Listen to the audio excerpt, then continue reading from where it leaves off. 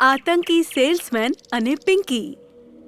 આમ તો salesman કંપનીઝના products વેચવાનું કામ કરે છે, પણ થોડા દિવસોથી શહેરમાં એક એવો સેલ્સમેન ફરતો હતો જે કંઈ પણ વેચતો નહોતો. બસ વેચવાના બહાને ઘરોમાં ઘૂસી જતો હતો અને પછી જે એ કરતો હતો એ બહુ જ ભયાનક અને આતંકી હતું. બપોરનો સમય હતો. ઘરમાં બસ પિંકી અને મમ્મી હતા. મમ્મી બેડરૂમમાં સૂઈ ગઈ હતી અને પિંકી બેસીને છાપું વાંચતી હતી. એનો હાફ ડે હતો. એ સ્કૂલમાંથી જલ્દી આવી ગઈ હતી. સેલ્સમેનનો આતંક. પિંકીએ પૂરા ન્યૂઝ વાંચ્યા અને શોક થઈ ગઈ. આપણા શહેરમાં તો એવું ક્યારેય નહોતું થતું. પછી આ સેલ્સમેન કોણ છે જે ઘરમાં જઈને લોકોને મારે છે? પિંકી ચૂપચાપ બેડરૂમ પાસે ગઈ અને અંદર જોયું. મમ્મી ઘેરી નિદ્રામાં હતી. પિંકી ત્યાંથી પાછી ફરી ગઈ. પિંકી દિવાલ પાસે ગઈ અને પોતાની આંખો બંધ કરી દીધી. પછી દિવાલ પર હાથ ફેરવ્યો તો એક માણસ ભયાનક રૂપમાં સેલ્સમેનના કપડામાં દેખાણો. પિંકી દિવાલની મદદથી એને જોઈ શકતી હતી. આમ તો એ સાદા સેલ્સમેન જેવો લાગતો હતો, પણ એની અંદરના જે ઈરાદા હતા એ નોર્મલ નહોતા. પછી એ સેલ્સમેન એક ઘર પાસે ગયો. એણે ઘરની બેલ વગાડી.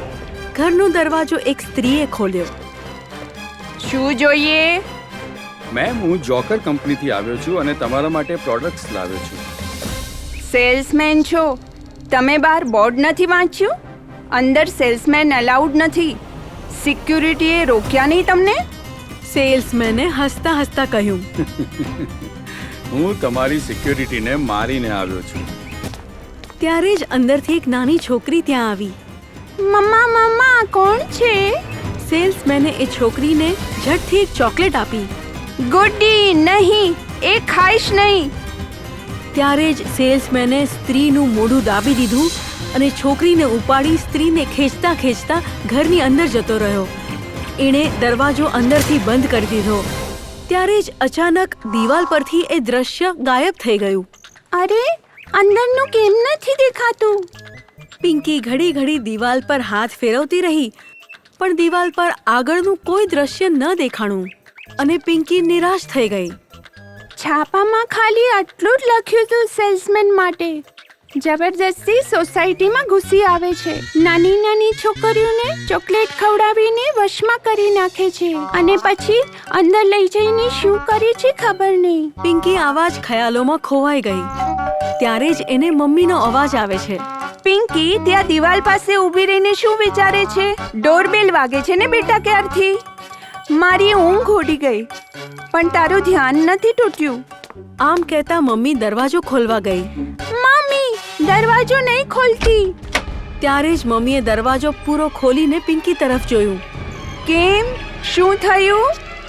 પણ હવે મમ્મીના આ સવાલનો કોઈ ફાયદો નહોતો, કારણ કે દરવાજા પર પેલો સેલ્સમેન આવી પહોંચ્યો હતો. ઓલો જ આતંકી સેલ્સમેન. કેમ બેટા, મમ્મીને દરવાજો ખોલવા કેમ નથી દેતી? આ સાંભળીને પિંકી સાથે મમ્મી પણ ચોંકી ગઈ. કોણ છો તમે અને અચાનક આવી કેમ વાતો કરો છો? હું સેલ્સમેન છું મેડમ. તમારા માટે સારા સારા પ્રોડક્ટ્સ લઈને આવ્યો છું. આમ કહીને સેલ્સમેન હસવા માંડ્યો. જાઓ અહીંયાથી, અમારે કંઈ જ નથી ખરીદવું. ત્યારે જ એ સેલ્સમેને મમ્મીને ધક્કો દઈને નીચે પાડી દીધી અને દરવાજો બંધ કરી દીધો. પિંકી ભાગીને મમ્મી પાસે ગઈ અને મમ્મીને સંભાળી લીધી. પિંકી, તું મને છોડી દે, પોલીસને ફોન કર. પિંકી કોલ કરવા માટે ભાગી. ત્યાં જ સેલ્સમેન એની પાછળ આવ્યો અને પિંકી રોકાઈ ગઈ. એટલી પણ શું ઉતાવળ છે પિંકી? આમ કહીને એ પિંકી તરફ આગળ વધ્યો. ત્યારે જ મમ્મીએ એના માથા પર ફ્લાવર પોટથી વાર કર્યો. સેલ્સમેન ભડકી ઉઠ્યો. એને મમ્મીને જોરદાર તમાચો માર્યો અને મમ્મી દિવાલ સાથે અથડાઈ પડી. મમ્મી! પિંકીની મમ્મી બેહોશ થઈ ગઈ હતી.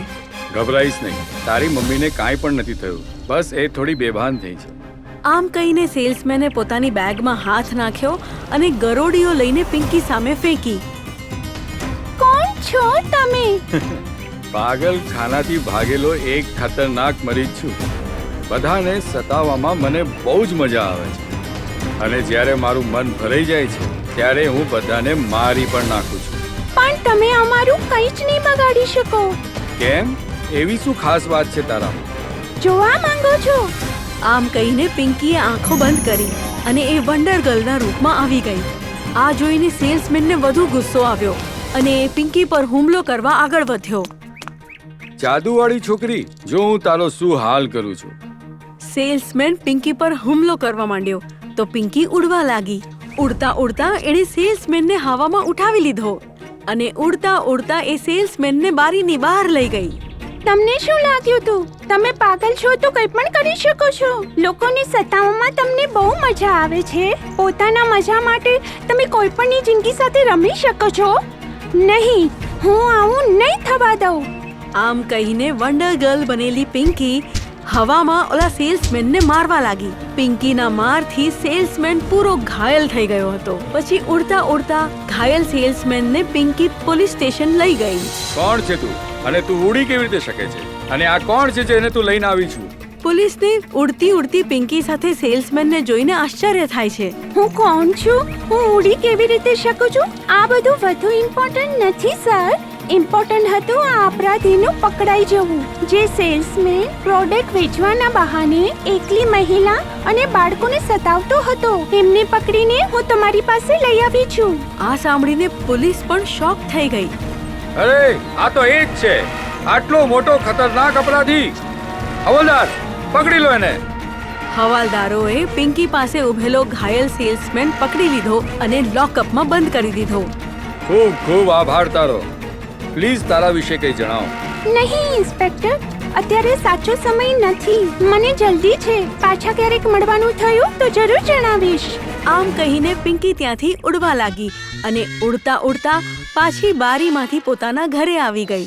પિંકી પાછી નોર્મલ રૂપમાં આવી ગઈ અને બેહોશ થયેલી પોતાની મમ્મી પાસે ગઈ. મમ્મી, જાગો મમ્મી. મમ્મી, તમે ઠીક તો છો? પિંકીના ટચ અને અવાજથી મમ્મીને હોશ આવી ગયો. હોશ આવતા જ મમ્મી બૂમ પાડવા માંડી. પિંકી, તું ઠીક તો છો? હે સેલ્સમેન ક્યાં છે? Mummy, relax. હું એકદમ ઠીક છું. અને એ પાગલ સેલ્સમેન પણ ત્યાં જ છે જ્યાં એને હોવું જોઈએ. મતલબ, તું શું કહેવા માંગે છે? કંઈ નહીં મમ્મી.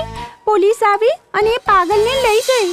અત્યાર સુધી તો એ લોકોએ એને લોકઅપમાં બંધ પણ કરી દીધો હશે. આ સાંભળીને મમ્મીના આંખોમાંથી આંસુ વહેવા માંડ્યા. થેન્ક ગોડ બેટા, હું બહુ ડરી ગઈ હતી. પોલીસ નહીં આવત તો ખબર નહીં આપણી સાથે આજે શું થઈ જાત. આમ કહીને મમ્મીએ પિંકીને ગળે લગાવી દીધી અને પિંકી પણ ઇમોશનલ થઈને મમ્મીને ભેટી પડી.